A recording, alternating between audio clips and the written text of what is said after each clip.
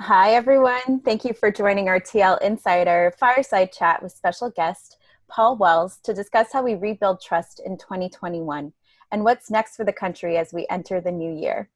Here are some quick housekeeping rules. Please make sure to keep your mics off and your cams turned off during the chat. But we encourage you to ask any questions you may have in the chat box at the bottom of your screen, and we'll open up an audience Q&A at the end of the talk. So thank you so much for your time today, Paul. And now I'd like to introduce our host, Jason Maganoy, Head of Business Development at St. Joseph Media. Take it away, Jason. Thank you so much. Thank you so much for the intro, Chantel. And thank you to everyone for joining us today. Really excited to be hosting Paul. Paul Wells is a Maclean's magazine senior writer based in Ottawa. For more than 20 years, he has been a leading national political commentator. His 2 books on federal politics were bestsellers. He's the winner of 3 Gold National Magazine Awards. He is a frequent television and radio commentator in French and English. Thank you so much for joining us today, Paul. Thanks for having me. I like that art on the wall behind you. Yeah, cool. It's incredible. Like, it's part of the benefits of doing things over Zoom. Now we get to see, inside everyone's home, and that's great. But so, I mean, I would love to start off, I was reading this, I was Googling, I was doom scrolling the internet, and I was reading this article on Science Mag, and it said that 536 was the worst year to be alive as a human, mainly because there was this poisonous fog that was enveloping the world, and the summer was 1 degree Celsius, but 2020 seems to be giving 536 a bit of a run for its money, and it's been a year to remember because of the pandemic, because of the election, and because of the fact that it seems like trust has been deteriorating in our society. So my first question to you is, before we get into it and dive into it, my first question is, how have you been doing this year, and how have you been holding up during the pandemic? Better and better. I've always said that I can work from anywhere. And this year just kind of puts that to the test. But I mean, I didn't grow up as a fancy magazine columnist. I grew up as a regular standard issue newspaper reporter at the Montreal Gazette, and I never had a big house. I rented until I was nearly 40. And even the houses that I've had, I've never had a library. So I wrote 2 books, wherever was available. I wrote half my last book at the subway around the corner. I'd go for lunch, and I would feel guilty that I hadn't gotten any damn thing done on the book by that point in the day. So I would just lock myself at the subway for 2 hours until I had produced something, and then I would go home. So COVID is, it's layer on layer of tragedy and inconvenience and all sorts of things. But for me, it's just calling up that memory of, you got to work from anywhere, and my wife is a consultant, and she has Zoom meetings like wall to wall all day long. And so this room that you see me in is usually my wife's office. And so I scrounge something somewhere in the rest of the office, and on special occasions I get to kick her out of this room. And it's very similar. Our kids are a little older. We've got one is at university and lives outside the house. The other's in his last year of high school, and he lives upstairs, and he's commuting. We don't have to. They're not high maintenance the way younger kids would be. So it's after you get over the existential shock of March and part of April, the executing the job from home is not that difficult. There's things that I miss, but it's fairly straightforward. Mm. And speaking of the job, what brought you to Maclean's? Tell us a little bit about your career journey as a journalist. So we chatted a bit before we came online. I got into journalism because I was at Western, and I learned that if you reviewed a concert for the campus paper, the Western Gazette, you could get into the concert for free. And so I thought that was fantastic.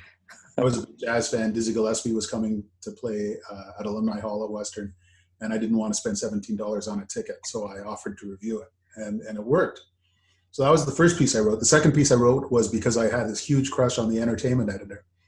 And And then by the time I realized that everybody had a huge crush on the entertainment editor, I learned that I liked to write for the campus paper, and that I was, pretty good at it. And so I spent 3 years in an editorial position at the campus paper, started freelancing to the London Free Press, got an internship there, got an internship after I finished my undergrad at the Montreal Gazette, which was a dream come true. And I was hardly guaranteed. I didn't know Montreal at all. My French was shaky at a time when they would only hire you if you had good French. But I got hired on and spent 9 years at the Montreal Gazette.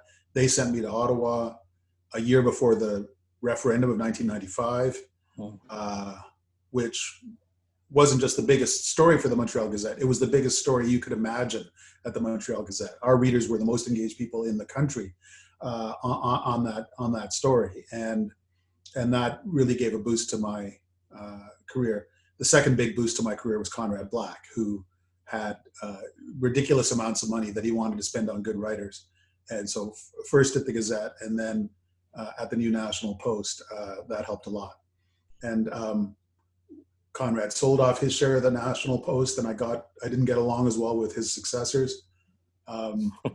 They fired an editor that I liked, and so I quit in a huff and was lucky enough to get hired at Maclean's, and that's now 17 years ago. Wow.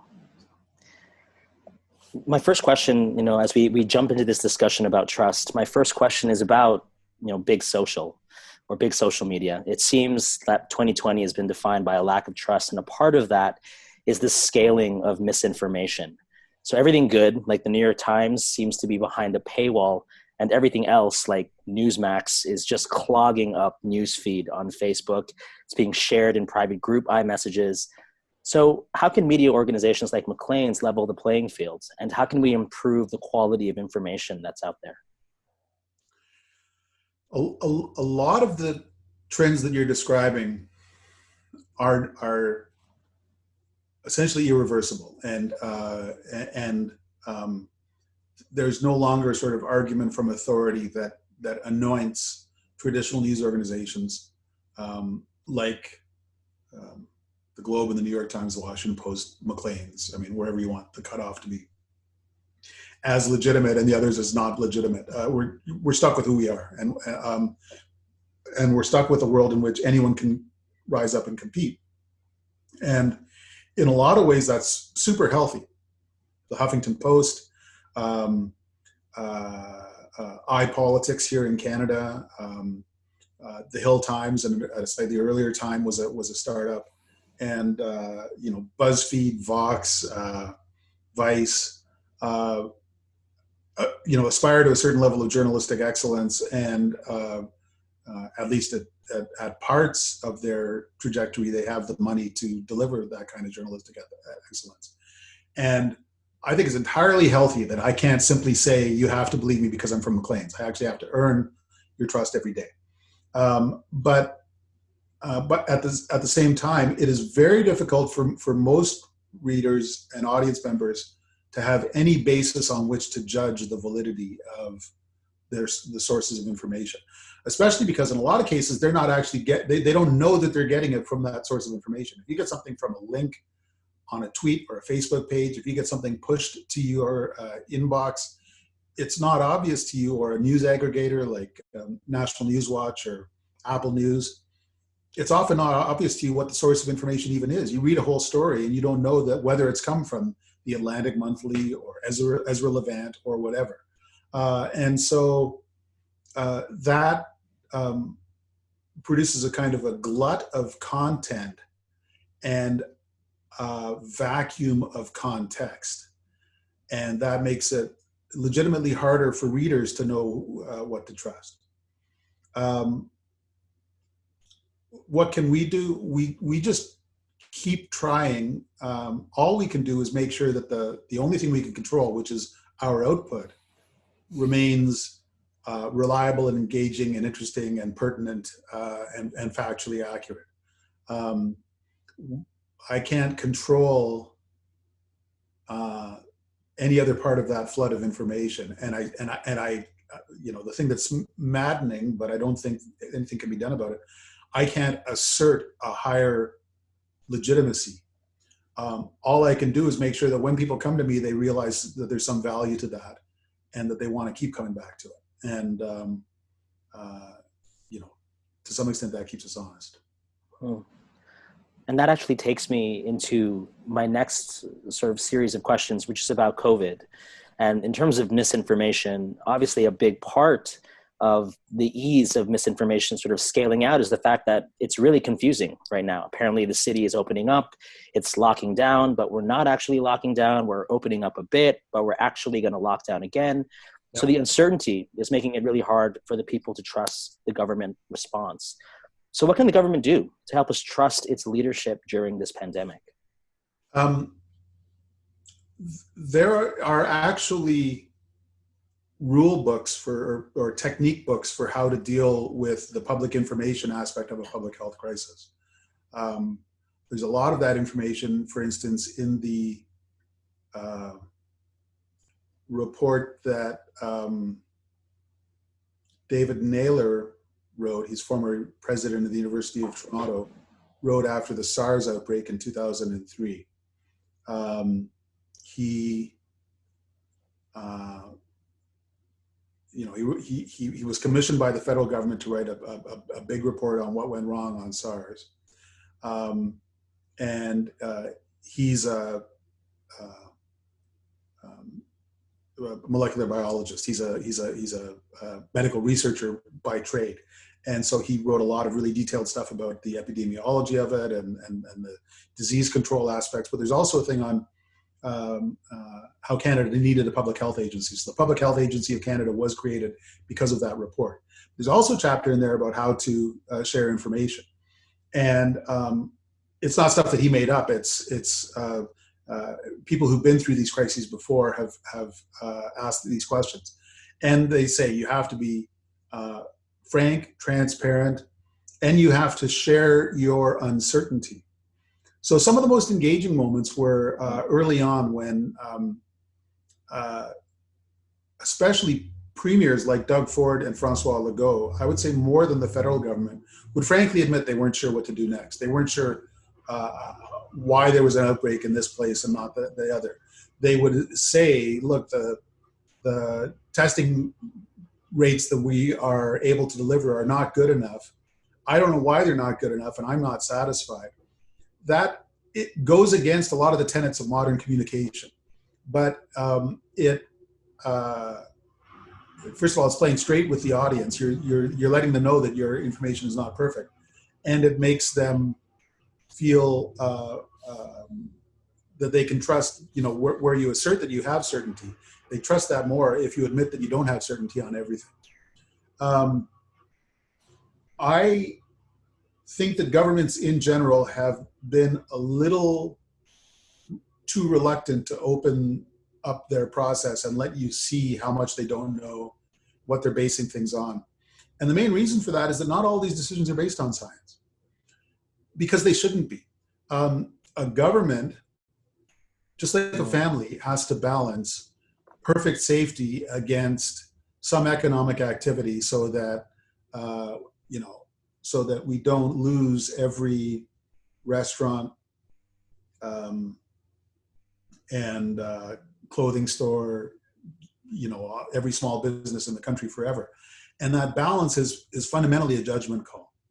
And as soon as you admit it's a judgment call, then you open yourself up to criticism, and governments are nervous about that. But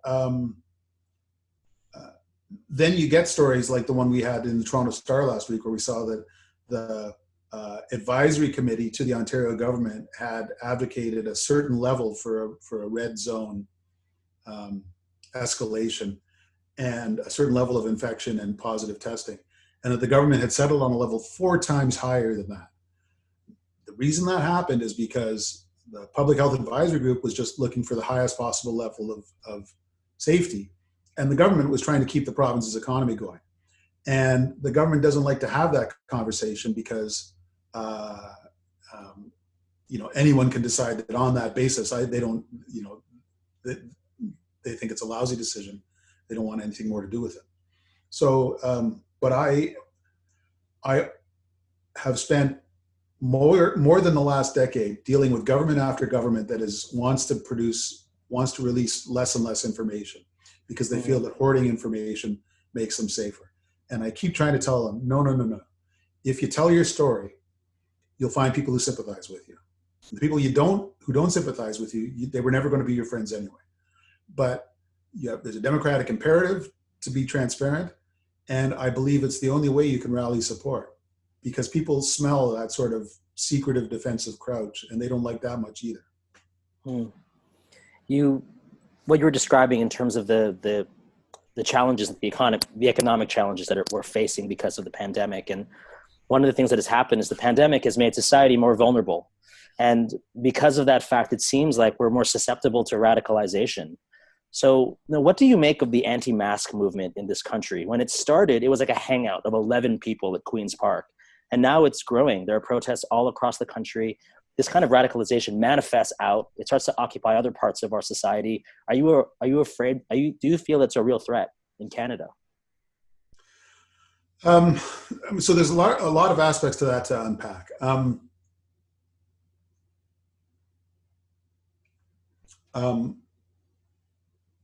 I wrote a column about a year ago when things were deceptively calm about conspiracy theories, because there were 2 or 3 stories within the space of a week in Quebec about people who believed that the earth was flat.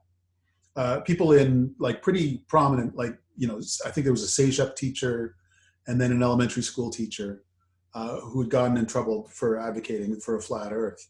And both of them said, when pressed on this, well, where did you get that from? They said, well, I just did the research. It's all online. You just got to look at it. And that gets back to what I said at the beginning of our chat about a glut of content and a desert of context. People don't know how to be sure that what they read is true. And so the most compelling narrative is the one that they tend to cling to. And the idea that the government has it in for you or is not giving you the whole truth, first of all, that's romantic and exciting. Second of all, it's often true, right? It turns out the CIA was trying to kill Fidel Castro. It turns out that Bill Clinton was getting visits from the intern in the Oval Office. It is true that Jody Wilson-Raybould was getting undue pressure from 20 people around the prime minister for most of a year, and so it's asking a lot of people to say, okay, these conspiracies that you find out about, George Bush, the older one, the nice, the gentle older Bush, gave a State of the Union address once where he held up some drug paraphernalia and said it was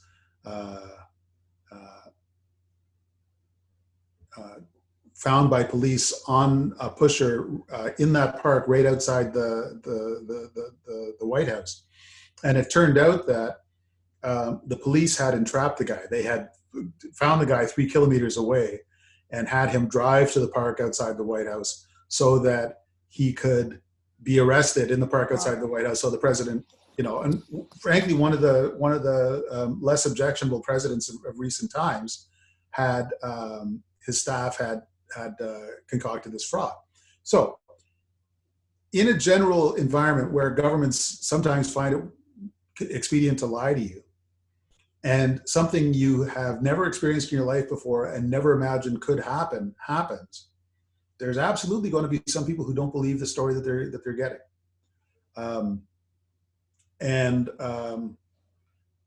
That's why I often think that there's a heavier obligation on the people who think of themselves as the good guys, progressive politicians, centrist politicians, as opposed to fringe organizations, and the mainstream media, as opposed to pop-ups and startups and more entrepreneurial gigs. We have to be more careful about only saying stuff we know to be true and about admitting our flaws when we realize we have flaws. And so, because governments and their health advisors were excessively skeptical on face masking at the beginning. They, on border closing, a lot of the discourse around that was politics masquerading as science, or partial information being used as the basis for what sounded like a final decision. People have reversed themselves a lot, and so there are people who are going to take that as evidence of bad faith, and they're certainly going to take that as evidence of bad faith if you are so reluctant to admit error that you sound like you're trying to come off as some perfect authority, right? People don't believe that there's perfect authority. So pretending is actually counterproductive. But in the end, I think it's going to be really interesting to see Joe Biden become the president of the United States. This is a guy who absolutely believes the expert advice that he's getting, absolutely intends to act on it, is widely trusted, I think even beyond the realms of people who voted for him. And what he's going to find is that doesn't guarantee him success, is that people are still going to not want to listen to him. People are still going to be inclined to listen to him, but they're just fed up. They've already been isolating for a year while he wasn't president. And that's all going to be a challenge for him as he tries to implement a more successful policy against this horrible bug. Mm. Well, I mean, great segue into my next question, which is about the election. I mean, you have been covering politics for a very long time. Have you ever covered anyone like Trump before? Is he as unique as we think he is? So in some ways, he's absolutely unique. He first appeared on the front page. His name was first mentioned in the New York Times in 1973. He and his dad, who was also a real estate developer, he grew up in the family business, appeared on the front page of the New York Times because they were under investigation by the Justice Department for refusing to rent to Black folks. And the Justice Department had them dead to rights, and the Trumps countersued, and they ended up settling out of court with a promise to have the government oversee the Trump family's rentals for a period of time in exchange for the settlement not making a statement about their guilt. So they were never found guilty of discriminating against Black renters. But the Justice Department ran their rental office for years afterwards because they were absolutely discriminating against Black renters. This guy grew up in gated communities all of his life. Since the 60s, you did not get in to see Donald Trump unless you got by a security guard. And that informs his view of the world. He's paranoid, mistrustful, doesn't understand ordinary people and their aspirations. And he's narcissistic and all that other stuff. So in a lot of ways, he's unique. And I've never seen a loser in a presidential election flatly refusing to admit that he's lost. And I believe that's going to escalate to, I think, a manageable crisis, but there's going to be some crisis moment when it becomes clear that he's going to have to be dragged out. But in other ways, populist, disdainful of the truth, animated by bitterness and resentment. I mean, we've seen some cases of that before.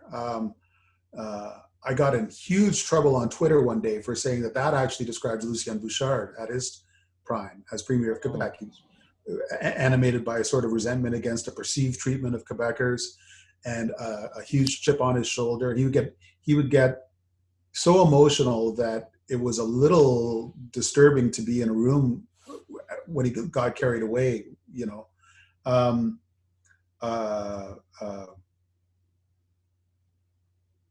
Danny Williams, very popular Premier of Newfoundland, broadcast executive who went into politics, and the same sort of thing. He would order Canadian flags to be taken down from a room that he was in because Canada had cheated Newfoundland and Labrador, and it was intolerable. And yet, like, Danny Williams doesn't represent the worst in politics. It's just that he was animated by a feeling of hurt and resentment that a lot of people feel, and that supercharged his political appeal. I was on the At Issue panel on the CBC once, and it was shortly after Trump got elected, and the question was, could it happen here? And Chantal said, no, it couldn't possibly happen here. And Andrew Coyne said, of course it couldn't happen here. And I said, well, wait a minute. Rob Ford was the mayor of Toronto, right? And like, most of you folks live in Toronto, and I have a hard time believing you didn't notice that. So elements of populist resentment are often present, even in otherwise admirable political figures, and they usually pay off. Because the feeling that life has cheated you out of what you were due is a very widespread feeling. It's nearly universal. And so there's always somebody you can tap into that. The fact that Trump himself has had an incredibly charmed life where he's, and he's richer than a hell of a lot of the people that he appealed to, they don't care at all. He sounds like that. He sounds like the little voice inside them that tells them that life isn't fair. Mm. Well, that takes me to my next question, which was about polling. One of the reasons I read that one of the reasons the polling was such a miss this year was because social trust is at an all-time low. People won't answer a poll, but they won't even answer the phone anymore.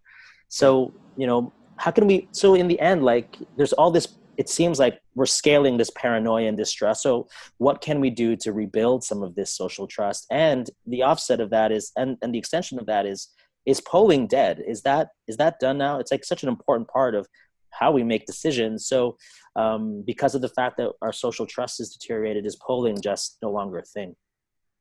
So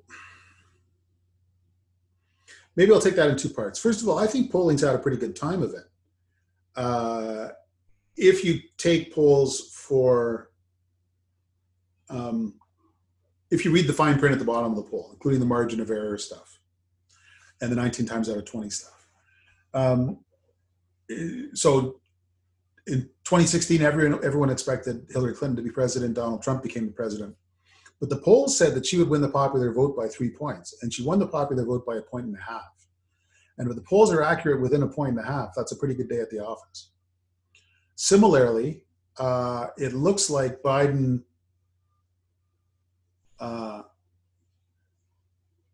I was going to say he won a thumping victory against Trump. That's overstating it a bit, but he won by about 5 points of popular vote. And it will be the best result by a challenger against an incumbent president since FDR in 1932. A bigger share of the popular vote than Reagan got on his first run, than George W. Bush ever got, than Jimmy Carter got. I mean, Biden really won this thing. And the polls anticipated he would win by 7 points, he won by 5, right? The fact that it took absurdly long to count and that it didn't look good on the early, in the early going, in the end, it looks like the polls accurately predicted the Democratic vote and slightly underestimated the Republican vote, because there is a kind of a shy Trump vote. People who aren't going to brag about it, but we're still going to vote for him. But more generally, the question is, who can we trust? And I didn't want to get through this conversation without mentioning this extraordinary podcast that came out, I think, a year ago, by this American journalist, Michael Lewis, who is one of the most prominent American journalists. He wrote the books Moneyball and The Big Short and The Blind Side, all of which got made into movies. He writes at the intersection of competition and money and numbers. So he writes about Wall Street and professional sports. He did this podcast called Against the Rules. And the thesis of the podcast is that anyone in society who exercises a referee function, an arbitrating function of deciding who's right and who's wrong, has come under increasing amounts of criticism and mistrust lately. So that includes professional sports referees. And he goes to this bunker outside New Jersey where the NBA, it's the instant replay center for the whole NBA. And there's this computerized, looks like mission control, where there's hundreds of screens up. And every contested call in every basketball game across America goes through this bunker where professionals with sophisticated equipment call, was it really a foul? Was it not a foul? And his thesis is that referees' calls have actually improved, partly because of this multi-million-dollar facility, partly because you can train a referee away from their prejudices, so that if they systematically call for one team and not another, you can point that out to them, and they get better at it.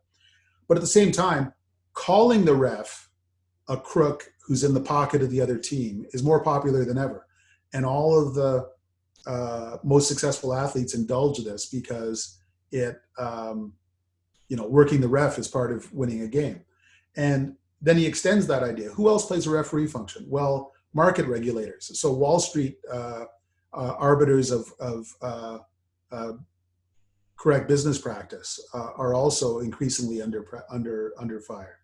And then art appraisers, the people who declare whether a Cézanne is actually painted by Cézanne.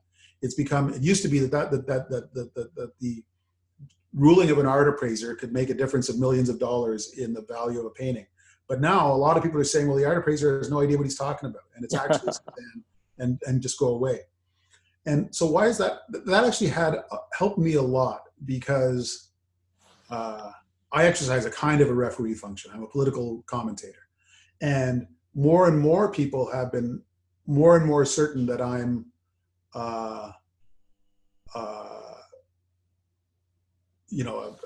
terribly biased fraud who should not be. But the problem is, they're all convinced that I have different biases, right? Like, some people are sure I'm way too left wing, and some people are sure I'm way too right wing, and so on. And I've been trying to understand that. And the phenomena that Michael Lewis describes in this podcast, Against the Rules, I think are applicable to what I do. And again, it's this flood of content, desert of context. It used to be that if somebody put on a uniform and told you what was right and wrong, or someone dressed like a referee, you just had to, well, the referee said it was foul. So, but now you've got access to different camera angles, and you can TiVo the game, and so you can convince yourself that the referee is wrong. And if Paul Wells tells you that Justin Trudeau didn't handle his file right, and you really want to, be a good Justin Trudeau supporter, you can find someone on Twitter who says Paul Wells is full of baloney, and you can just decide that that person is more reliable, And so, we've come a long way from a question about polling, but I think this general sense that in the context of a flood of information, people set themselves up as their own arbiter of what's right and wrong. It's perfectly legitimate for them to do that. It's not like I had this power that's been unjustly taken away from me, but I feel it in an environment where people feel freer than ever to tell me to go suck eggs. Because they've got not just like 5 alternatives to Maclean's, they've got countless alternatives to Maclean's. And so that's just a part of the changed environment that we operate in. Well, that takes me to my next question about, well, it's a segue into like this idea of like journalistic integrity. Obviously, I hope that the content that I'm reading in Maclean's is as truthful as possible. That's obviously something that journalists do. But like, I went to the Epoch Times website yesterday because it was going viral. Like, the homepage has Biden at 217 electoral votes and Trump at 232. He is not listed as president-elect. It's this completely different universe of lawsuits, and Wisconsin is up in the air and no one won anything, and he didn't win Arizona. It's a lie. It looks like it's a lie, but this is a pretty known media organization. So what is that about? Like, that's pretty untrue. Isn't there, like, what are the editors doing? Like, what kind of world are they trying to occupy there?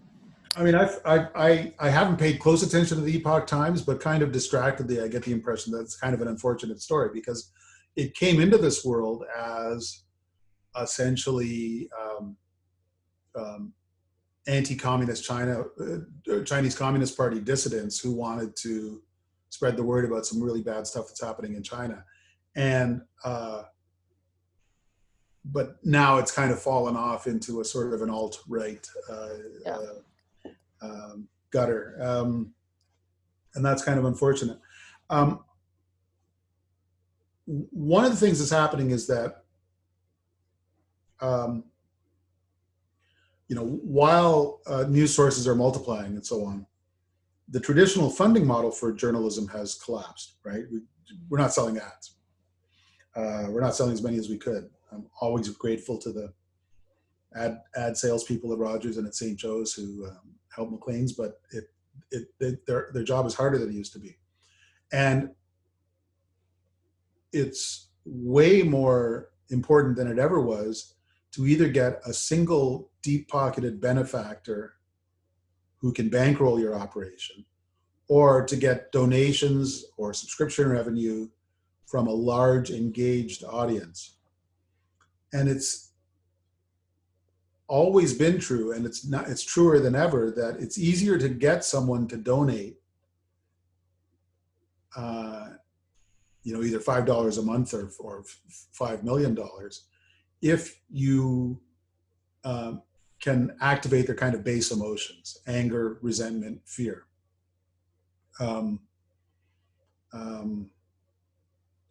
And that's hard to do from the center. Like, people say this less than they used to. But, for a while, especially when I was one of the rare journalists who was pretty active online. I had a blog. I was an early adapter on Twitter. People said, well, why do you even need Maclean's? You can you just put out your shingle, put out a tip jar, launch a blog, and you get rich. And I would say, well, first of all, no. Why not? Well, the main reason is because my opinions tend to be fairly close to the political center. And the people who get rich on that model are more often people who are quite far away from the political center, who feel like they're your only source for this precious truth that you're getting. So my dear friend Ezra Levant at Rebel Media has a network of thousands of people who are always happy to give him $5 when he tells them that Justin Trudeau is a horrible fraud, and Donald Trump actually won, and this massacre was perpetrated by the people you wished had perpetrated it instead of by the people who actually perpetrated it. And wow. Kind of a spiral of conspiracy theory and resentment and so on. And I just can't. That's just not the frequency I operate on. So I actually need a broad institutional base, because I believe my audience to be larger than a lot of these people, but it's not an audience that's just going to spontaneously reach into his pocket and pay for, like, I subscribe to a dozen different news organizations paid out of my own pocket, to the tune of probably hundreds of dollars a month. That's incredibly rare. There's I don't know anyone who's crazy enough to do that besides me. And so that's another factor in the kind of radicalization of media is it pays to be radical. You get, wow. That takes me into my next series of questions about Canada. So I read the comments on Facebook for any Maclean's article about Justin Trudeau, and man, like, they are sometimes pretty deranged. People don't trust Justin Trudeau. They hate his government. What is the source of this hate and mistrust? We don't have a Fox News in Canada. So is it Ezra that's leading the way and just helping drive that sort of really negative sentiment that's all over all of our social platforms? So there's a term of art in journalism circles, which is don't read the comments. we used to have a moderated comment section underneath on Maclean's website. And I used to have editor access to those comments, and I used to go in and take out the extreme ones. And then Maclean's took that access away from me because they felt that, like, they were sure that at some point we'd get sued by someone who felt that we'd robbed them of a voice. And but as soon as we stopped moderating the comment board became immoderate. It became nutty, you know. And finally, we took away the comment board because we were devoting substantial staff time to trying to keep stuff off of our website that would get us sued someday. And so a lot of that activity migrated to Facebook. I believe most of that activity is essentially trivial. It's people with no other outlet for their frustrations who have an easy outlet on Facebook. But that it also reflects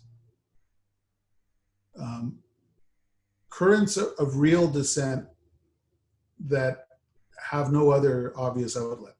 Let me take you way back. Even like I was in high school when this happened, and a lot of people listening were probably not even alive, but in the late 70s, early 80s, Pierre Trudeau wanted to replace the imperial system of measurement, pounds, feet, and inches, with the metric system because it was the way of the future. And it would allow us to trade more easily with most of the rest of the world, but not with the United States. So a lot of people were angry at him because they thought that was impractical. But some people were angry with him because they saw in this a plot to, by edict and at a whim, replace the world they'd grown up with and bring in a new world. And I don't mean like four freaks at a pub in Barrie. I mean the Toronto Sun newspaper organized a letter writing campaign. You write to us and you tell us how angry you are about this stupid metric foolishness, right? And they got 60,000 letters at a time when you had to find a piece of paper, and a stamp and an envelope and walk to a mailbox to make your point. 60,000 people. I mean, at some point that stops being an extreme opinion, and that starts to be public opinion, right? Oh. In 1980-81, it was possible for the government of Canada to pretend that reaction didn't exist. These days, it's impossible to pretend it doesn't exist because it's super easy to make your point, you know, and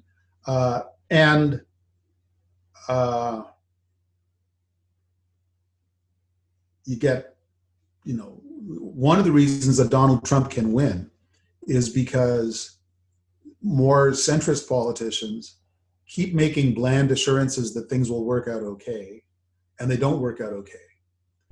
And at some point, people turn away from the blandly reassuring choice because the bland reassurances turn out not to be bankable, and they turn to an extreme opinion, you know. I'm way more surprised that Trump got as high a vote as he did in 2020 than I am that he got elected, because the people who brought in NAFTA said that it wouldn't disrupt employment across industrial middle America, and it sure did. And those people didn't have an answer to the opioid crisis, and they didn't have an answer to the banking crisis except to bail out the banks and not the families who had lost their livelihoods because of the banks, and so on and so on. That's, you know, why do people turn to extreme examples? Well, sometimes because they're extremists, sometimes because the moderate option has, in one way or the other, failed them. And you have to keep that in mind. Wow. It's hearing that anecdote, just back in the day we're battling over the metric system. That sounds great.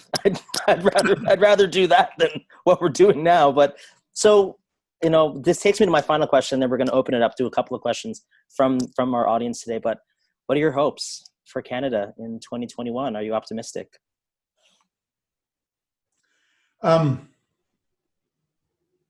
Yeah, like I think Canada. I mean, I think Canada has by and large been less susceptible to a lot of these extremist currents than comparable countries. Like I probably have a broader definition of the mainstream than a lot of people. I've known Jason Kenney, for instance, for 20 years, and I think he's a very impressive politician. I have tended to be less impressed by the Ford family, but Doug Ford is turning out to be a premier who learns on the job. I think he was a better premier this year than he was in 2018, and I'm frequently critical of the way the Trudeau government executes on things. Like I think they're a lousy administration, but I think their heart's in the right place. I think the things they're trying to, the problems they're trying to address are real problems, and that there's a limit to how bad things can go if you're at least trying to move in a direction of progress. My main hope for 2021 is that we can all come out of our caves and get back out to seeing each other and hugging each other and doing things together. I think the thing we learned in 2020 is that we have been underrating the importance and the value, including the monetary value, of being with one another, of doing things together. Most of us are able to socially isolate, but we feel every day what we've lost when we do that. And I just hope some of these vaccines work and that we can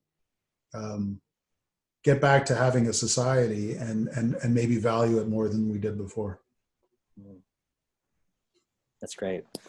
And this takes me to first question from Gary. And his question is, your rules for Canadian politics are amusing and so far seem to have been remarkably applicable. Do you feel that they still apply today, or do they need an update? So Gary is obviously a faithful reader. A long time ago, in the early 2000s, I came up with 4 rules of Canadian politics, which I sometimes repeat. They are, Wellesley rule number 1: for any given set of circumstances, Canadian politics will tend towards the least exciting possible outcome. Basically, if you can't imagine what's going to happen, try and imagine the most boring thing that's going to happen, and that's what's going to happen. The second rule is, if everybody in Ottawa knows something is true, it's not true.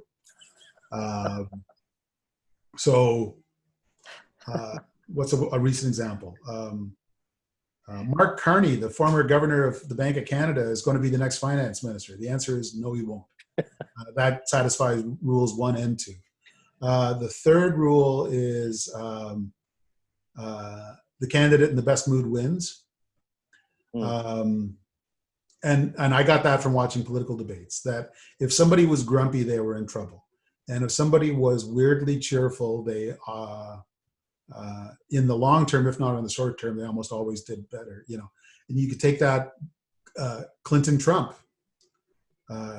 He was a fool, but he seemed like he was enjoying himself more than she did. Jean Chrétien, Justin Trudeau. Stephen Harper's whole career is he was in a better mood than Paul Martin in 2006, and then he was in a worse mood than Justin Trudeau in 2015. I mean, I wrote 2 books about him, but I could sum it up at that with one line.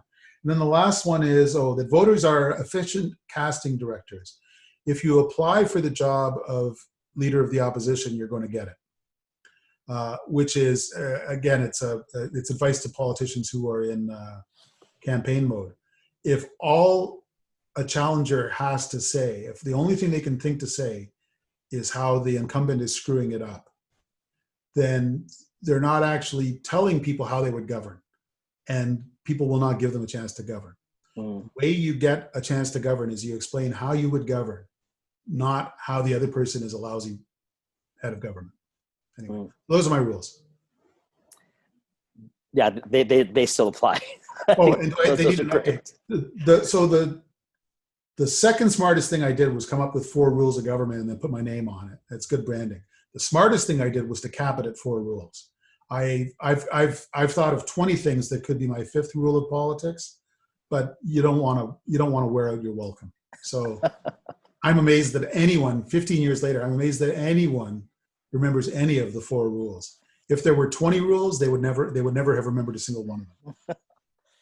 This is a question from Sarah, and the question is about the political divide. How can readers remain impartial and engaged with the right information, even as more major media outlets fall into the left and right wing in terms of their boxes and where they occupy? So where is the balance, and how do you effectively filter through the information to get the right context and the truth? So first of all, readers who aren't disposed to hug the political center should feel under no obligation to be moderate.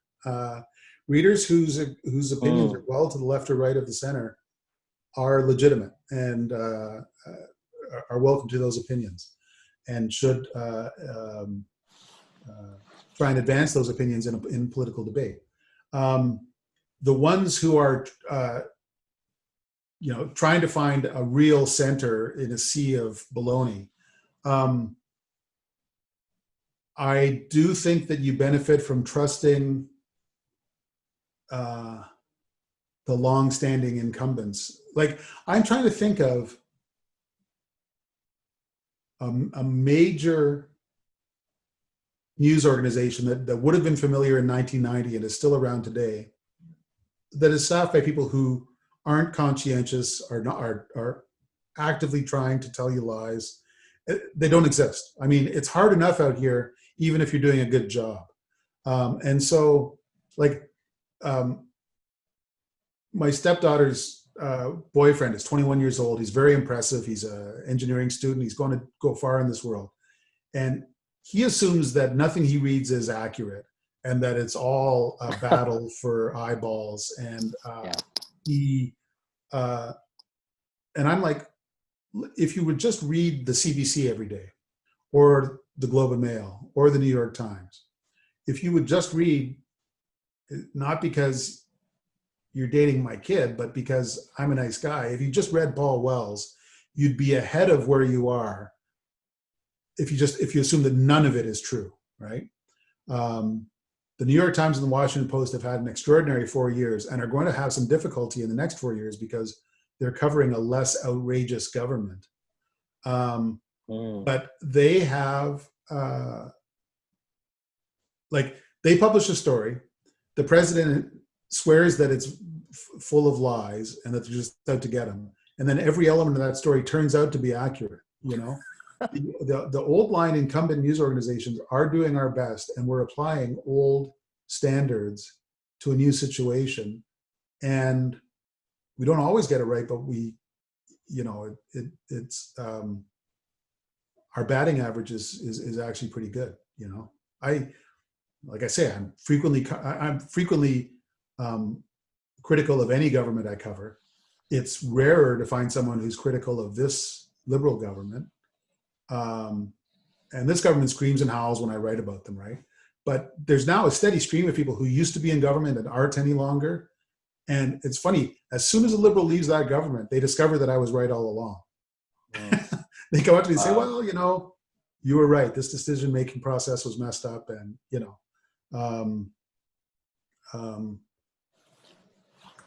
anyway, I'll stop there. And that actually takes us to the end of our hour today. Paul, thank you so much for joining us today. That was a really great discussion and a great chat. And thank you to everyone who joined us today. We look forward to hosting you at more TL Insider Fireside Chats. But yeah, thank you again. That was fantastic. So looking forward to seeing everyone at the next one. But yeah, again, thank you very much, Paul Wells, and bye for now. Thanks for having me, and thanks to everyone for sticking with it. Appreciate it.